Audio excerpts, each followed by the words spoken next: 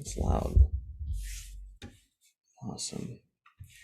All right, so we'll just wait. But if any of you have any questions, you can go ahead and send in a question in the chat, and I can answer any of those questions during this time.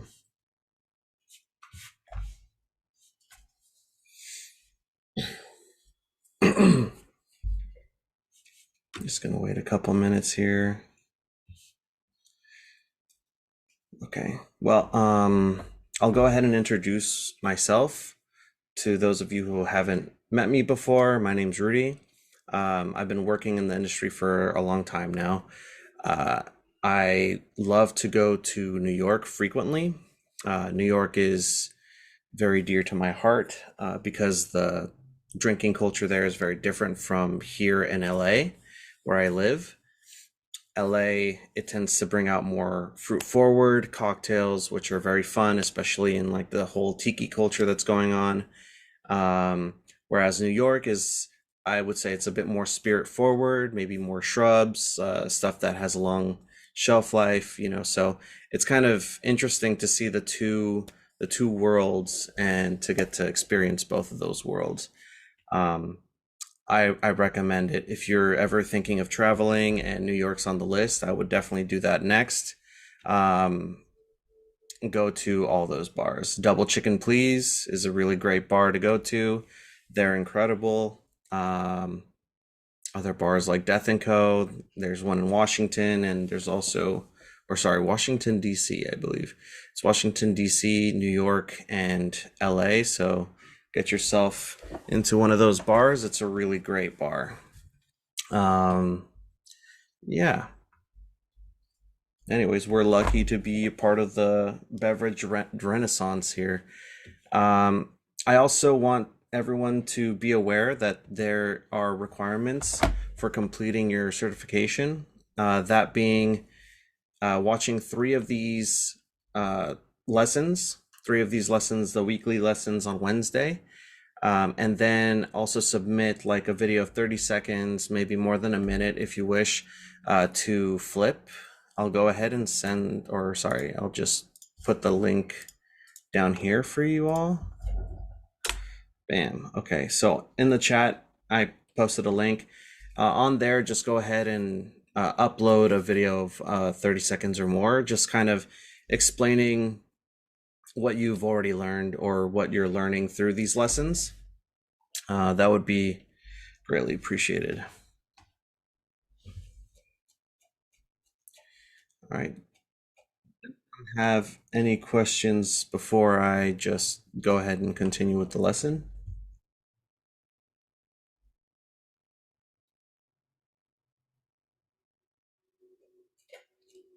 Okay, if not, I shall go ahead and start. So today's lesson is basically discussing how to deal with difficult guests, and also techniques to increasing your tip out percentage. Um, so let's go ahead and start talking about difficult guests. There are a couple of different kinds of difficult guests. I'm not sure what the terminology is right now. I know there's like Karens and Kevins or something. I can't remember what it was, but there's just people out there that lack a lot of empathy, just don't understand how things should function and how to treat people like humans. So you will come across that, and it's quite uncomfortable depending on how those situations escalate. So basically, the first tip that I'm about to tell you is just keep calm. Drive the conversation. By drive, I mean drive the the vibe of the conversation. So when you're talking to somebody, always talk in a calm tone of voice. Always be understanding and just listen to them rant. Listen to them vent. They might yell, but don't give in to your triggers to those things. In this business, you kind of have to grow thick skin. All right, so thick skin, you can't let it get to you. And it does. I mean, it does get the best of us at times. I mean, someone yelling in your face isn't always going to be the most pleasant thing. Um, but it's not to say that the customer is always right. I'm a very firm believer that the customer is not always right.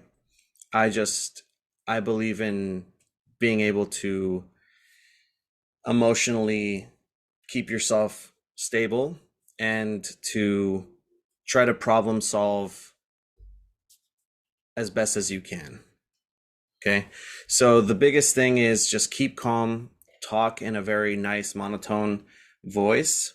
Um, don't try to attack anyone, and then just always, I mean, whenever you say things like um, I understand is a very good thing to say. Even if it does come out repetitive, it can help your situation more because that's what they want. They want you specifically to understand their situation. Okay. So, and also you never really know what that situation might be. It could be that they actually do have a reason to be angry, not necessarily at you, right? It's not right that they're yelling at you, but you know, it could be that they had a terrible experience the first time where they waited over an hour for a cocktail, which is, it's understandable to be kind of upset about that. So, again, talking in a calm voice and saying, yes, I understand, absolutely. And then just trying to get through it all. In most cases, like if you're working at a bar or a restaurant and bar, they're going to have, or your manager will have these systems in place. They will ask you to, hey, just go ahead. If there's any issues, just go ahead and grab me. In most cases, they would prefer that you can handle it yourself. Um, but if things escalate to a certain level, you might have to actually go grab the manager. But there are also tools that they'll give you. So they'll say, like, you can give them like a free cocktail or a free appetizer or something like that, just to kind of help calm the rage within the guest. And that normally happens. There's a reciprocative aspect to it all. Uh, if you give someone something, then they feel like they've been reimbursed for a problem that they were having earlier. So it's just like that, sales mentality, or just like that psychology of human beings that we need to be familiar with as bartender or servers, basically anyone in hospitality, essentially. Um, yes, so it's our job. It makes it very hard because, yes, our job as a bartender is to create a place or an environment that's just welcoming and comfortable for everyone, right? So that's like a big thing to keep in mind too. Um, let's say that you have a guest who is basically pestering other guests, just like really um, talking about religious views or political views, and just trying to argue with people, has gotten a few drinks in them, and now they're just all over the place with things. Um, it seems like they're just making people uncomfortable, or they're just, yeah, I mean, you see that the majority is uncomfortable. So that's something to have to consider. Oh, I have to take care of this because this is affecting the majority of people. Um, First of all, like, we as bartenders try not to engage, and we try to diffuse any kind of conversations that have to deal with religion, politics, sometimes even sports. But if you're working at a sports bar, it's going to happen. People are going to be talking about sports. It's happening right there in front of them, right? So just making sure that everything is tame is kind of part of our job, you know. Um, yeah, so yeah, consider that. Always talk to them and always explain yourself, just saying like, hey, I appreciate you guys like wanting to have this conversation and stuff, but I can't have these kinds of conversations at the bar. uh this is a safe space. This is an environment for us to just chill out, relax, have a cocktail, escape the world, you know. we're trying to escape the world, trying to relax right now, you know. So just kind of try to push that ambiance forward. Um, let's see what I have here. Yes. So, I mean, there's other types of people. There's like guys or women that are just really forward in their flirtation tactics, but then don't get the hint, and so they start to make a lot of people very uncomfortable. There's ways to deal with that. Honestly, I I feel like it should be a thing that we do, is to kind of be there for someone else. Um, let's say the other person is, young and just still hasn't really quite reached the level of experience to be able to say I'm not interested. They're just kind of going along with it, being nice because that's what they've learned. So if a person's just constantly flirting, being a little bit creepy, being weird and stuff, and they're just being super nice, but you can tell that they do not want to engage with this person any longer. It's always kind of good to like intervene, maybe kind of come in with a joke and say, hey, this, or just come in and say, hey, they're not interested, but there's other people at the bar, blah blah. I know this person wants so and so, or is with somebody or something like that. I don't know. Just like come up with some sort of excuse. Try to make sure that it's not something that's attacking them. Make a joke out of it, essentially.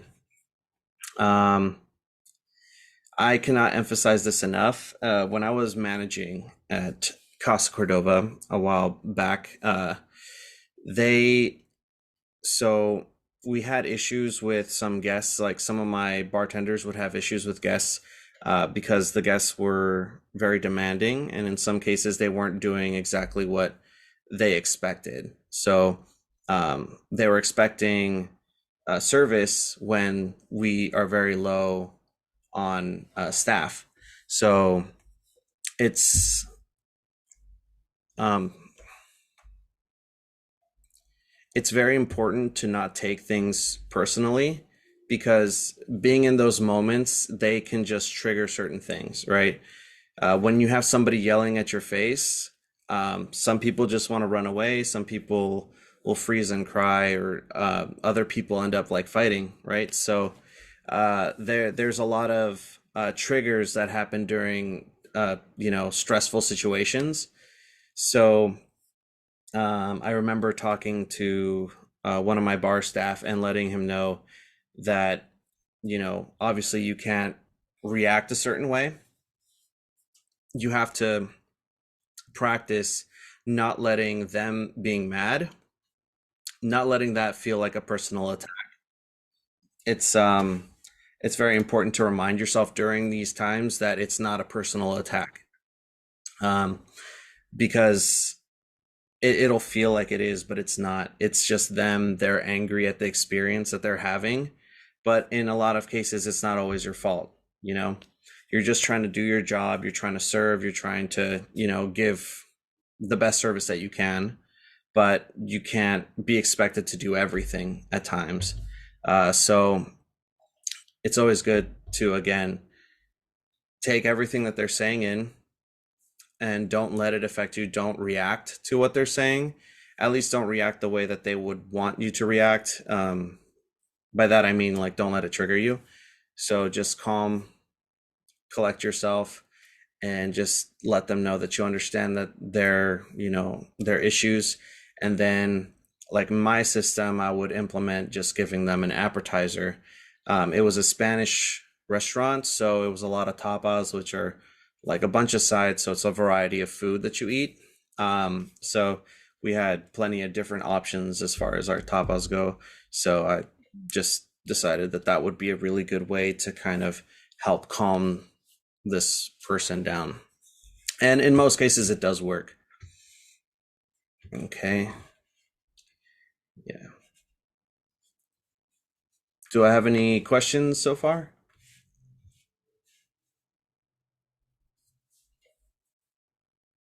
Okay. And just don't, go ahead and just ask anything you want on the in the chat here, at any time. Just go ahead and send questions if you wish. It doesn't all have to be about this topic, but anything that's bar related, go ahead and ask questions since I'm here for you guys. All right.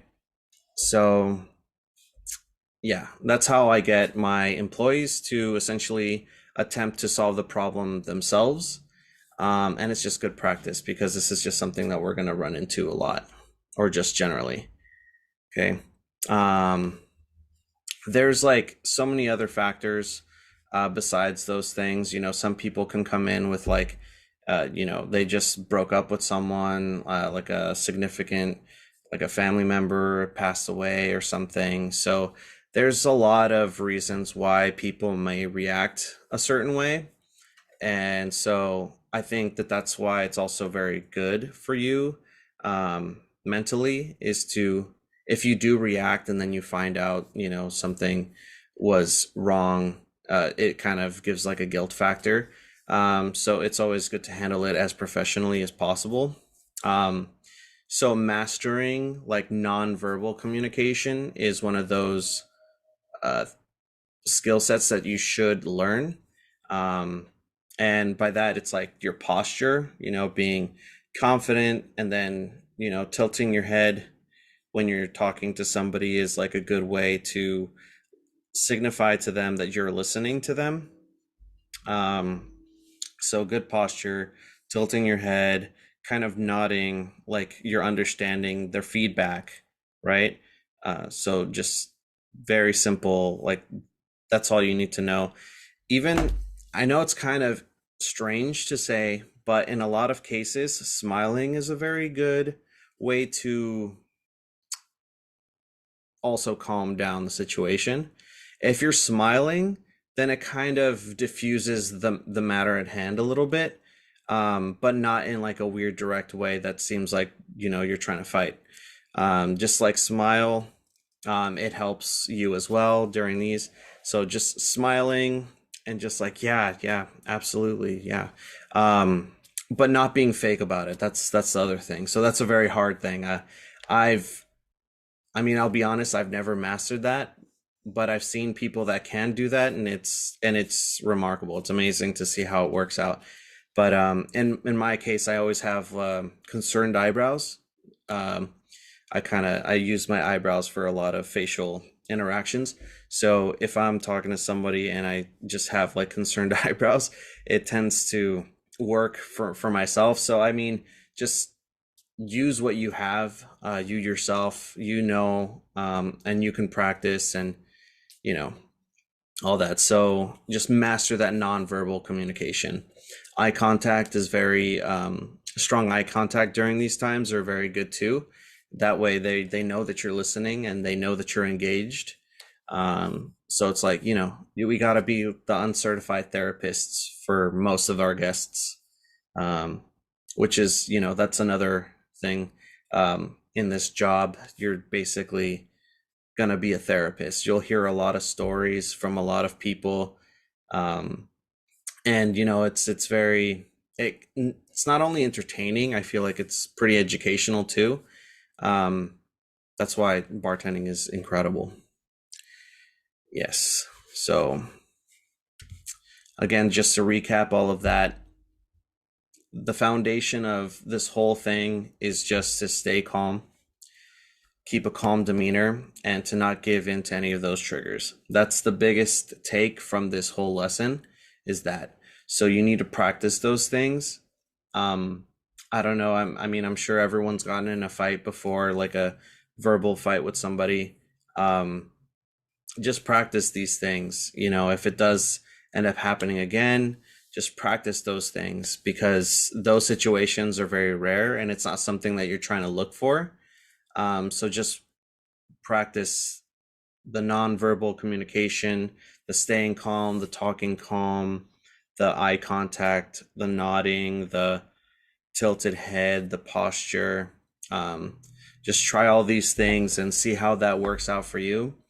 I also would recommend just, maybe I know it's kind of weird, but just taking a mirror and looking at yourself, one day when no one's home and you can really truly, kind of put yourself in that situation with your imagination, that would be pretty good just to kind of brace yourself for it. Um, this is kind of like a weird thought that I had too, just because this whole mirror situation is a really good idea. I take it from the fact that, we have dreams. They basically are like a virtual reality of some sort. When you have dreams, you're basically kind of creating a situation to prepare for. And I feel like looking in the mirror and just doing this actively is kind of the same thing. Um, so I don't know if you're like some sort of magic dreamer or anything, but if you do end up feeling like you need to, hone in this skill, then absolutely think about this before you sleep and try to dream about it. Um, and just, create that virtual realm for yourself and practice, because once the real thing does happen, like these emotions that you do feel when someone's trying to fight with you, or, trying to accuse you of something, yeah, just fighting with you in general, it's going to be a very different feeling. Very different feeling. Okay, awesome. Any questions so far? Maybe there's like certain experiences that you've had that you would like advice with, um, as far as with someone, at a bar, or maybe something that you thought might happen at a bar.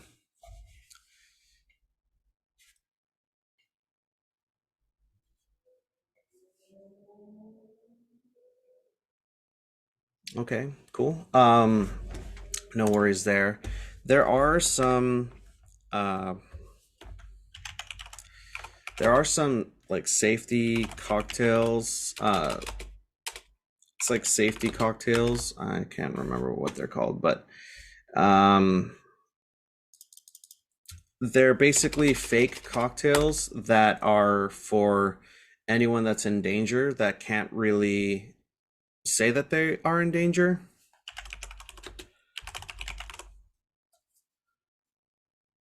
Okay. Okay. So there is, let me go ahead and write this down.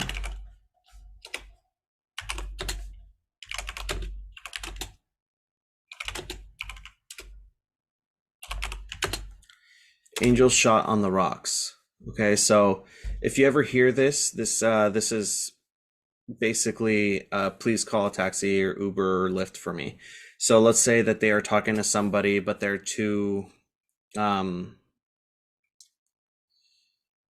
they're too involved in a conversation where if they do talk about leaving, it's going to initiate this weird manipulation that they're not willing to be a part of. So it's like, help me call somebody to pick me up.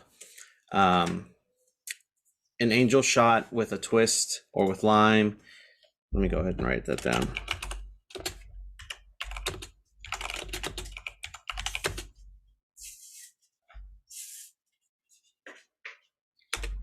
Angel shot with a twist. That's that's I'm in immediate danger. Please call the police. So just keep these handy, pocket these for if it ever happens. I've never had anyone ask for this yet. Uh, I hope I don't ever. But I've also worked in different types of bar settings.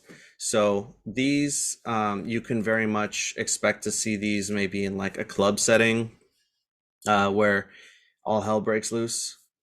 But, volume and money is great there, I guess. So yeah, just keep these with you at all times, and then you should be, solid and prepared to deal with that as well.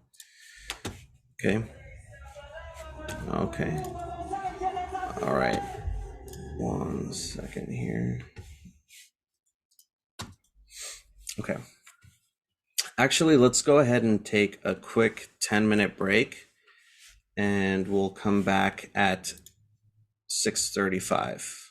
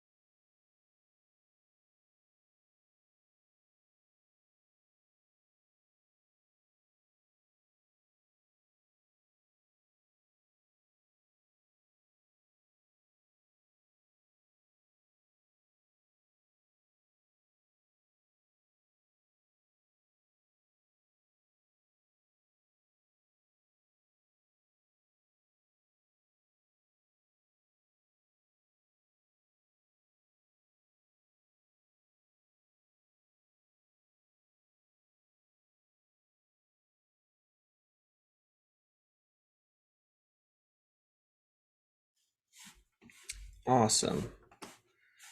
Okay, we are back here.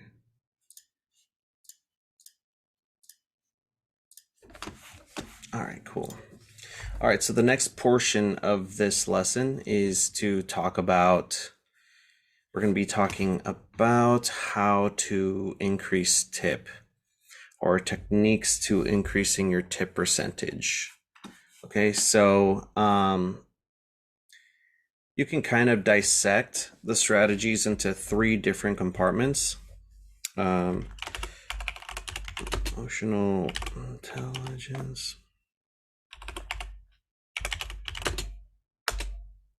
intelligence, theatrics,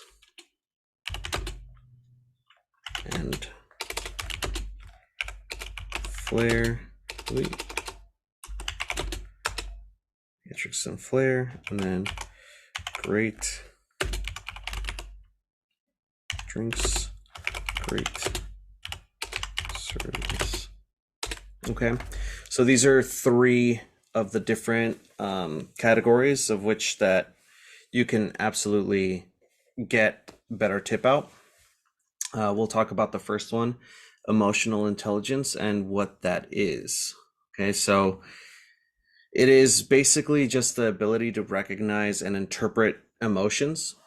So, being able to tell whether a person coming into the bar is just someone who doesn't just wants to be left alone, is pretty much shy and just wants to get food, be quiet, like they're kind of having like a inner experience of some sort, or if there's like you know a couple that walks in and they're super happy, excited, and trying to have a good solid time.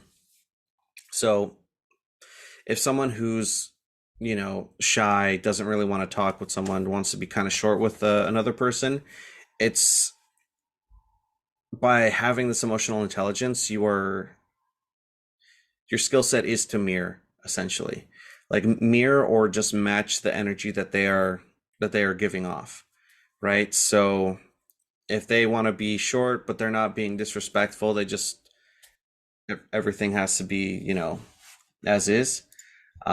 Just treat it as such, so just be the same way. um there's also the couple, right? The couple that comes in and they're just like super chatty, they just want to have a solid good time, match that energy as well. So they come up to you and they're just having a good time, you're also having a good time.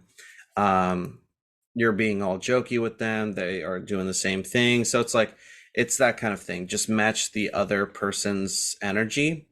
And that's what emotional intelligence would be. It also could be, you know, uh, just being able to understand things before things do happen.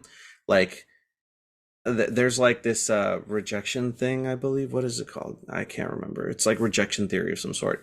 But basically knowing exactly what that person is thinking and just kind of making a note of it so that they know that too, right? So let's say they've been waiting for a while, right? They've been waiting for a cocktail for a while. You come up to them, and because you've already anticipated what they felt, you basically would say something like, "Hey guys, I know it's been a while. We are working on that cocktail right now, so it should be coming out shortly. Thank you so much for waiting." Right? So just the fact is that you acknowledged it before they even said anything, it helps a lot. And that's also part of emotional intelligence, just being able to know what they're feeling and just kind of attacking it before it festers and becomes an issue that they that they talk about. All right. This is also like a form of acknowledgement, right? So you're acknowledging that guests, or the guests in particular. That also kind of feels good because it makes them feel, or makes people feel like, oh, okay, like I am being watched over, like they are giving me service this way, because they're doing that. Another interesting way of doing that, like anticipating and just kind of giving that same feeling, is just Honestly, water is pretty big. Like if someone's drinking water and they're like halfway with their water and you're just there, just ready to just pour before they even ask for a refill, that's kind of like that kind of gets you reciprocation points, you know. So people end up tipping more because of that, because of the service, right? Um, cool. So that's pretty much what emotional intelligence is as far as strategies as to getting tip out would be. Um, does anyone have any questions about that? Again, just feel free to ask any questions you have as I go on with this lecture. If you have questions that don't have anything to do with the lecture, that's also okay. That's why I'm here. I'm here to answer any questions as well. Okay. So take advantage while you got me. All right. So the next strategy would be theatrics and flair. Okay. This one's pretty much self-explanatory, but can get a little bit deep in some areas. Uh, Obviously, the theatrics and flair, you would be probably thinking about, you know, flair just like tossing shaker tins, being really dexterous and just really cool. That's one way to do it. I mean, it's impressive. It's a performance. People love performances. So if you could do something like that, that's really cool. If you can't, just theatrics like, let's say your bar or your restaurant bar, wherever you're working, it just has like a really nice song on. Like it, in most cases, you will have songs that are going to be upbeat. So just having a really good time is going to kind of give that impression of a good time. So that's also theatrics and flair. You're just going at it, dancing, pouring drinks and still dancing, having that good time. And that energy can also be contagious. So you can literally bring other people's days up that way too. So it can be a performance at times. I tend to see this happening pretty well or frequently with teams. In most cases, you're going to be a bartender with other bartenders around you. If you can somehow match up the energy between the two of you, that shift is like the best shift ever. All right. I used to work with another gentleman by the name of Justin, and when we were bartenders, it was just great. I mean, we were having a good time because we liked each other's energy too. Like we're friends still to this day. But when we worked together, it didn't feel like work, you know? We would be exhausted by the end of the day, but that exhaustion was coming out of, you know, the energy that we kept on revving up. So we would dance, we would laugh, we would make, you know, jokes at each other, laugh and stuff. And honestly, the people at the bar, they'd love to see it because, well, besides the, you know, if you're just talking to a friend and not getting work done, that's very different from having this nice flow, getting stuff done, making cocktails, and also just vibing with everyone, welcoming others to your conversation. It's a very different situation. So people, when they feel like they're included and they get to see this and then they match your energy of just dancing happy, this will definitely bring people's moods up and they'll look at you like, oh, this is a person who's a good time, you know? So that kind of theatrics will also kind of improve your tip out. Okay. Um, yeah. And also just making sure that whenever there's a person that's waiting, if this is mostly like bar top situations where your bar top is full and there's people that are standing that are trying to get your attention. It's always good. I mean, they're going to be looking for you. Okay. It's very easy to tell when someone wants your attention for like a cocktail or to just, you know, order. They will look at you. They will look at you for a long time. So just once you're done doing what you're doing, just look around or keep an eye out generally and acknowledge them. Acknowledgement is like, it goes a long way. People in general do not like waiting. Um, Over the years, we have grown way more impatient. So we need things to be really quick, right? So as soon as you see someone who's looking at you and wants to place an order, but you still have like 3 or 4 other cocktails that you're still making, just acknowledge them. And that gives you that extra time, like a nice cushion of time to be able to make those cocktails and get back to that person and give them what was promised, your attention and your ability to get their order. Okay. And that helps with tip out too, because that acknowledgement means that you're giving them service, right?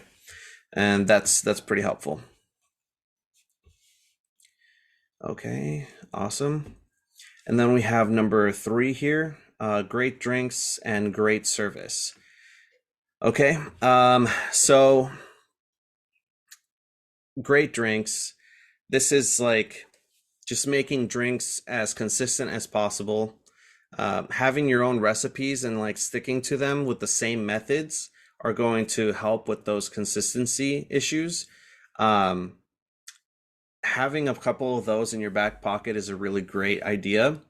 In a lot of cases, it can be pretty annoying, but people will come up to the bar and they'll be like, just make me anything, right? That's like the worst thing ever for any kind of bartender. Just because how are you going to give them something that they want, right? If you say, give me anything, that leaves you with nothing to work with, right? So ask, like, what kind of spirit? Do you want it to be fruity? Do you want it to be, boozy or, booze forward? And stuff like that. So just ask those questions. That way you can have like maybe some sort of tree of cocktails that you already have in your back pocket ready to kind of give those people that. And I only say this because I do have a lot of people that ask for cocktails this way. But for the most part, I guess you will get more whatever's on the menu. Um, so yeah, so just take their order, repeat their order back to them. That's a big deal because it's kind of like you're checking back with them and you both are making sure that the order is correct because you want to make sure that the order is correct. So that kind of feeling, it just kind of adds on to that reciprocation effect. Reciprocation, the reciprocation theory is essentially you give something to someone and they're going to want to give you something back, right? So repeating the order kind of adds and builds to that. It's not quite that, but it's building. Okay. Um, Always offer that eye contact in moderation. Don't just like stare intently. Just, give them eye contact, show that you're listening to them and that you're, gonna do everything incredible. Smiling is a big deal. Smiling can get you a long ways, but it's not completely necessary. And a lot of restaurant and bars, like more corporate, will be like, you have to smile, right? So there's that. But in other places like neighborhood bars, it's not necessarily like you have to smile, but, have a good attitude. That's all that really truly matters. Introducing yourself and giving your name, it kind of gives you like a relationship, or like you're starting a relationship with this person. You've already made yourself more of a human, like a person, rather than just service, right? um Definitely give your name.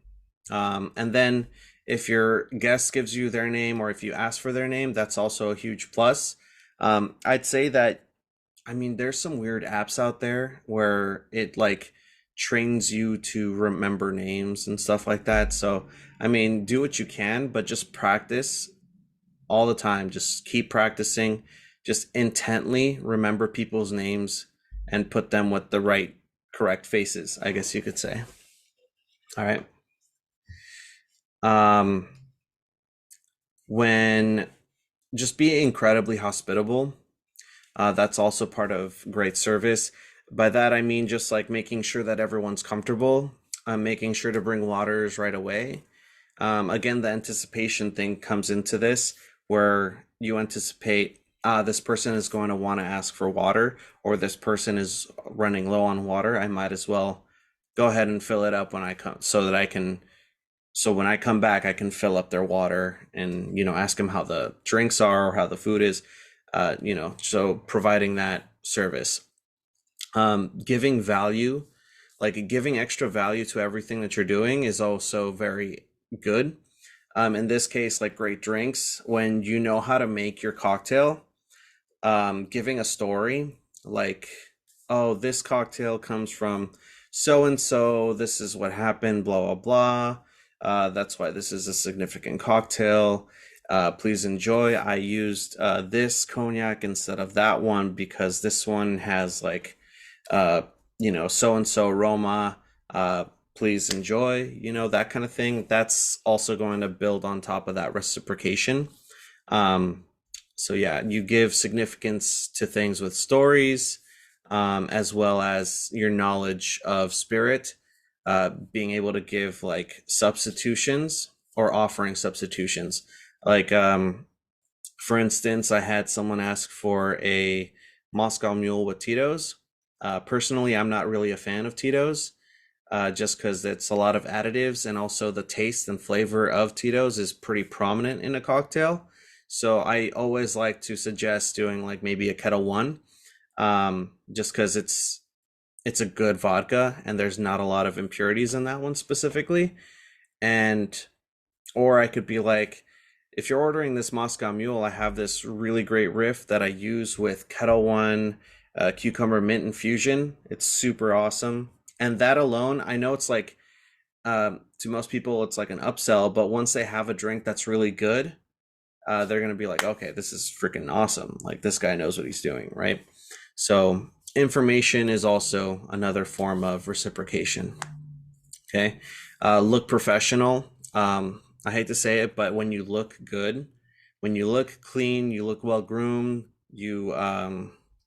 everything's ironed, just when you look professional, it always gives you like more respect and people end up giving you more. It's just what happens. Great manners can go a long way too. Learning how to respond to so many different things in so many different ways is going to be a really great way to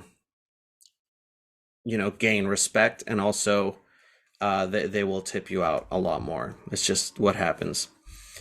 By remembering people's names, it's like such an honor in most cases, especially if you're a bartender and you remember someone's name. That person is going to feel pretty significant. Because, being at a bar and then being a guest and the bartender knows your name, that always feels really good. So that will definitely give you not only like that relationship, but they will end up tipping you more. That's just how it goes.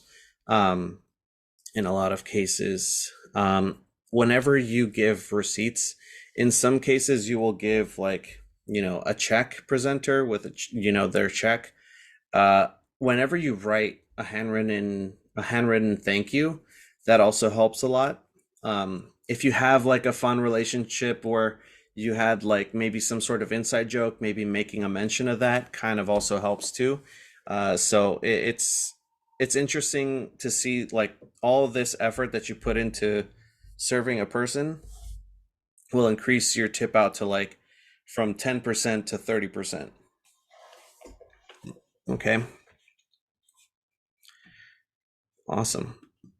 So generally, I guess you just think about, people will want to tip people that they like, right? So become likable to them. Being in this industry or wanting to be in this industry, I'm already assuming, like you guys already know, service is king, and you like socializing with people already. You like making friends. This is what we get into this business for. We're in the business of serving. So being someone that people like is going to be pretty easy for people like us, right? Okay. Any questions at all? If not, um, that's pretty much the end of this. So I'll go ahead and remind you. I think a few of you guys came in a little bit later. So I just want to make sure that everyone knows the requirements for completing your certification.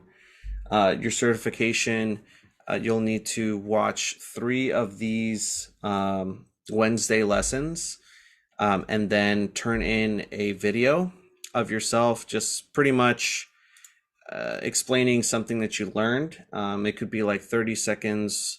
Just make sure it's like 30 seconds or more. I'll go ahead and put the link in here. So yeah, just go ahead and upload a video of yourself just explaining something that you've learned. You can also add like, a favorite cocktail of yours, or how you make your favorite cocktail, or your old fashioned or margarita, something. But yeah, just make sure that it's like 30 seconds or more. Okay. Awesome. And thank you so much, everybody.